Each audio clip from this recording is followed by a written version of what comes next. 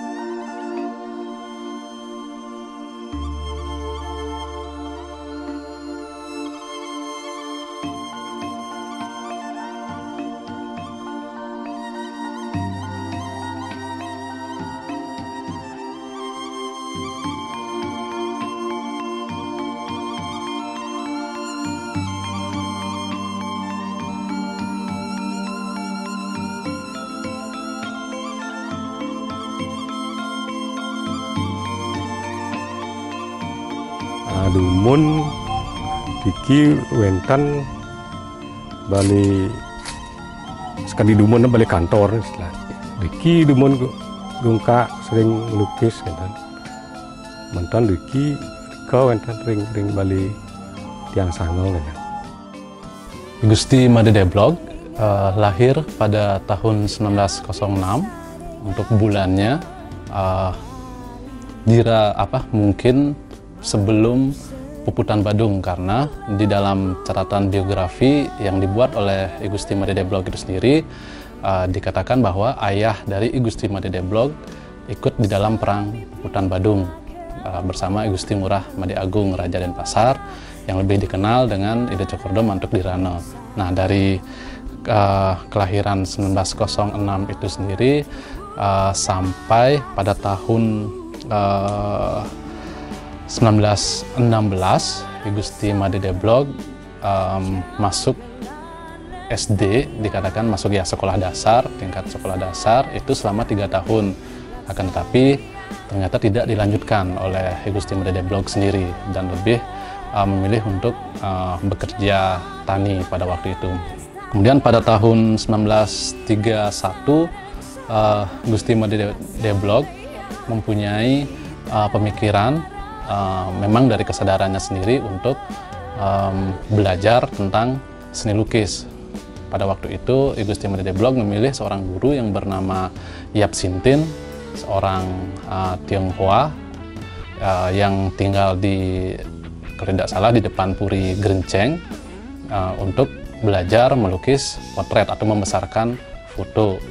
Gusti Made Deblog adalah salah satu seniman, bahkan bisa dikatakan salah satu maestro di kota Denpasar yang selama ini seperti terlupakan atau belum banyak tulisan-tulisan ataupun catatan-catatan yang membahas tentang kekaryaan beliau. Pada tahun 1939 Gusti Made Deblog ikut di dalam sayembara yang diinisiasi oleh pemerintah Hindia Belanda.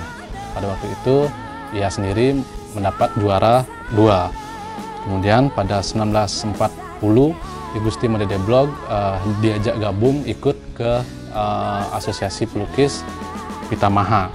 Tetapi tidak berlangsung lama karena tentara Jepang keburu mendarat di Bali dan mengambil alih pemerintahan Hindia Belanda.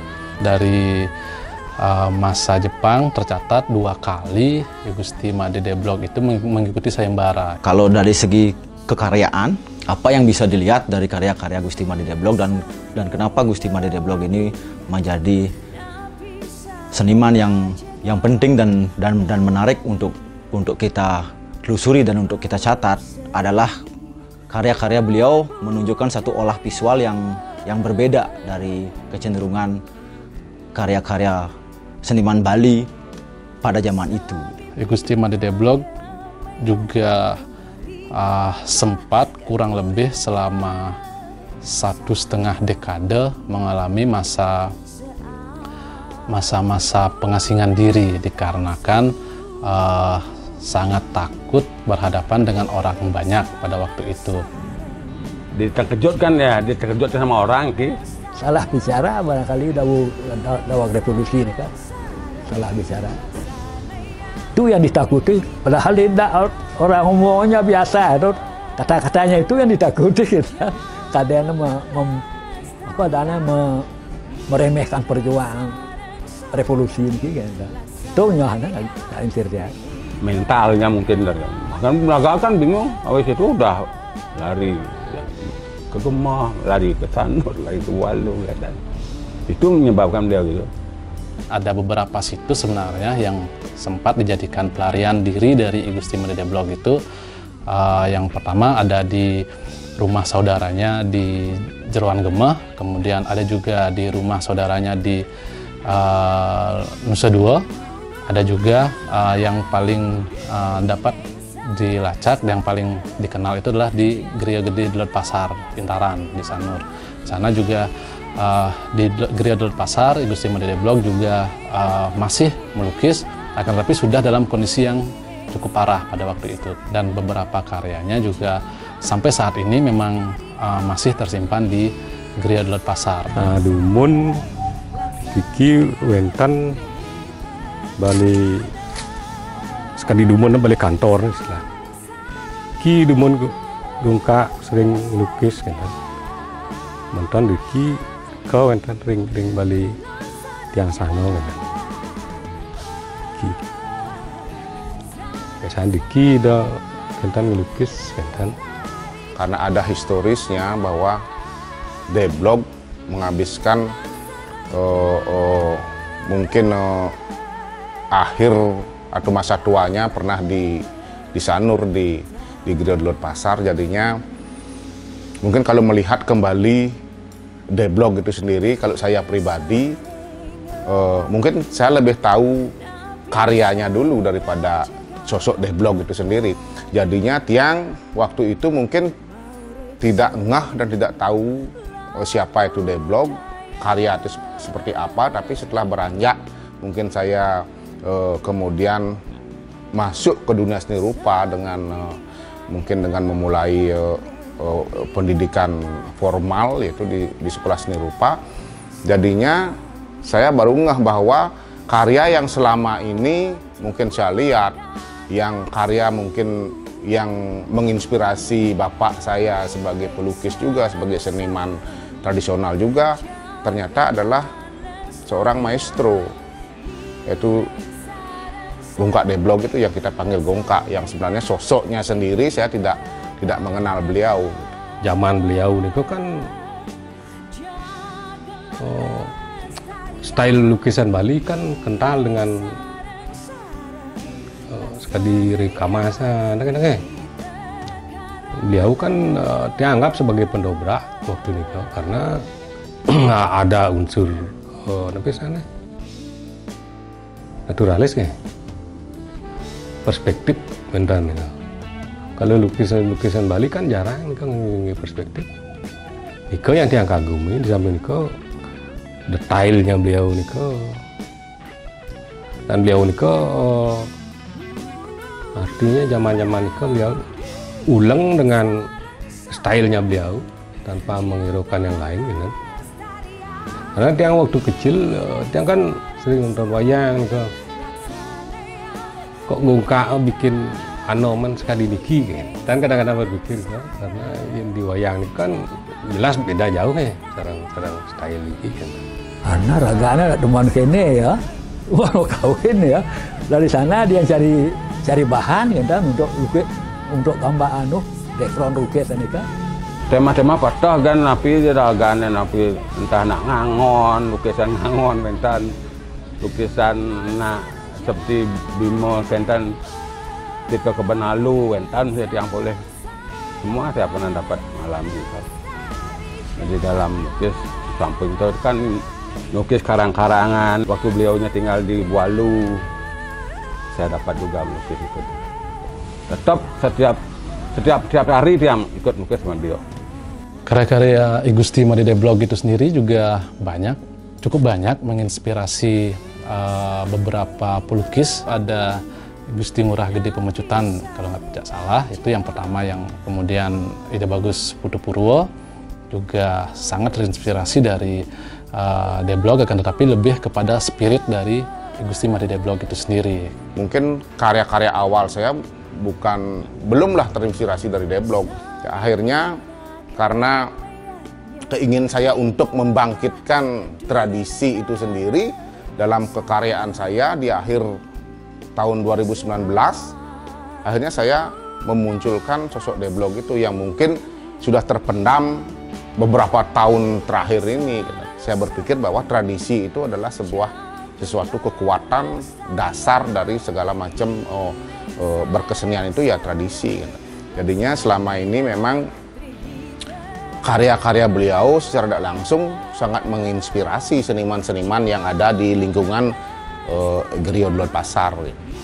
Dalam karya-karya Deblog menampilkan suatu bentuk olah visual, suatu bentuk gubahan-gubahan visual yang berbasis kepada aspek-aspek naturalistik gitu.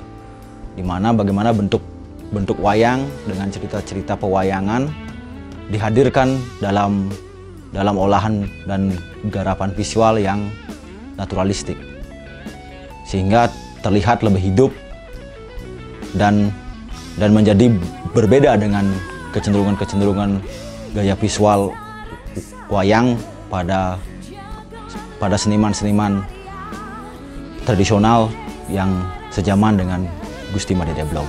Kalau melihat dari karya-karya Deblog itu yang menarik adalah sesuatu yang mungkin ismonya itu mungkin surrealis ya, karena memang dari dalam karya dengan segala macam kepadatan di visualnya itu, mungkin kita akan tersentak dengan beberapa figur-figur atau makhluk-makhluk yang bisa muncul di dalam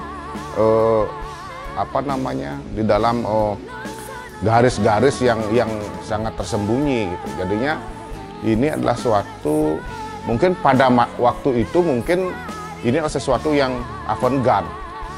Masa kontemplasinya beliau di Griot Lod Pasar ini sangat menginspirasi seniman-seniman lokal di sana. Setelah beliaunya tinggal di Sanur, dia anak agak kelih SMP, dia kelih belum kena tamat SMP, ngiring jadi jerung, ngiring ambar. 1960 I Gusti Made Deblog kembali lagi ke rumah. Pada saat itu juga dia sudah mulai terbiasa untuk melakukan aktivitas sebagaimana mestinya. Nah, kemudian sampai pada 1962 itu I Gusti Made Deblog mendapatkan penghargaan Dharma Kusuma dari pemerintah daerah tingkat 1 Bali. Kemudian pada 25 Maret 1973 itu I Gusti Made Deblog mengikuti sayembara perangko yang diadakan oleh PBB, United Nations pada waktu itu.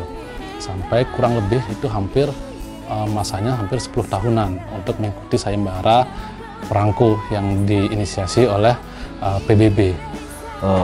Sumbangan yang berharga dari Deblog dan karya-karyanya adalah salah satunya adalah dari segi bagaimana Deblog menghadirkan teknik yang diadopsi dari penggunaan material tinta Cina itu ke dalam karya-karyanya. Bagaimana Deblog membangun karya yang cenderung realistik gitu, dengan pendekatan painting gitu. Di masa tuanya ternyata I Gusti Made Deblog masih tetap aktif melukis sampai pada tahun 1986 I Gusti Made Deblog kemudian meninggal dunia.